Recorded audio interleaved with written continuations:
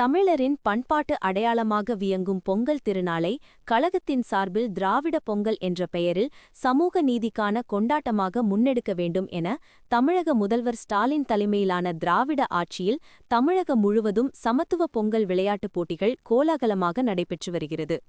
அந்த வகையில் திருவாரூர் மாவட்டம் மன்னார்குடி கிழக்கு ஒன்றியம் மற்றும் கூத்தாநல்லூர் நகரம் இணைந்து நடத்திய சமத்துவ பொங்கல் விளையாட்டுப் போட்டியில் 500க்கும் மேற்பட்ட விளையாட்டு வீரர்கள் மிகுந்த உற்சாகத்துடன் பங்கேற்று தங்களது திறமையை நிலைநாட்டினர்.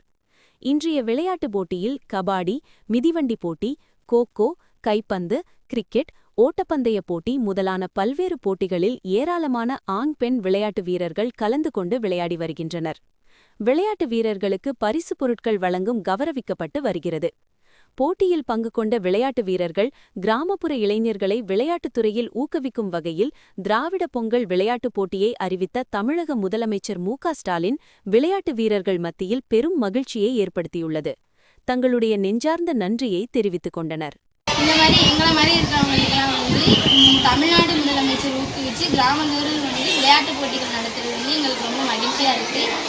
அதே மாதிரி நாங்கள் இந்த விளையாட்டு போட்டியில் ஜெயிச்சிருக்கோம், அதுவும் ரொம்ப மகிழ்ச்சியாக இருக்குது.